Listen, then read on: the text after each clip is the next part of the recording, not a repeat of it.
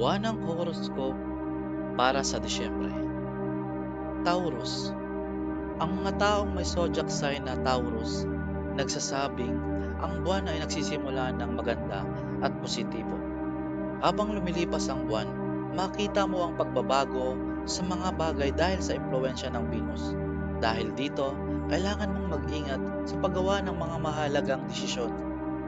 Sa love horoscope, nagsasabing magkakaroon ng maraming kalituhan sa problema sa iyong relasyon pagkatapos ng unang linggo ng buwang ito. Magkakaroon ng mga pagbabago sa iyong relasyon at maaaring magkaroon ka ng pakiramdam na ito na ang katapusan ng inyong relasyon. Ngunit huwag mawalan ng pag-asa dahil sa tulong ng Venus, magiging maganda ang takbo ng mga bagay sa dulo ng buwang ito.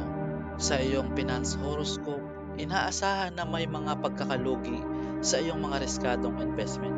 Kaya't inirerekomenda na kailangan mong makipagkonsulta sa isang astrologo o financial advisor upang gumawa ng mas mabuting mga desisyon sa pinansyal. Dapat mo ring subukan na mapanatili ang magandang ugnayan sa iyong mga kasosyo upang mapanatili ang iyong yaman. Gayon din, dapat mong itigil ang iyong mga plano para sa pag-expand ng negosyo at mga riskadong investment sa kasalukuyan.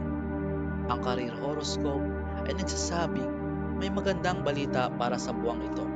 Maaari kang mag-expect ng mga promosyon at pinansyal na gantimpala para sa pagsisikap sa trabaho na iyong ginagawa. Sa mga nakaraang buwan, makakuha ka rin ng suporta mula sa iyong mga kasamahan sa trabaho sa pagtatapos ng iyong mga proyekto.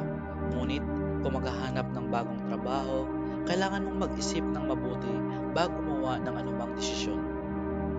Sa wakas, ang iyong health horoscope ay nagsasabing may magandang balita pagdating sa iyong pisikal na kalusugan. Makikita mo ang pag-usbong mula sa mga pangkaraniwang karamdaman.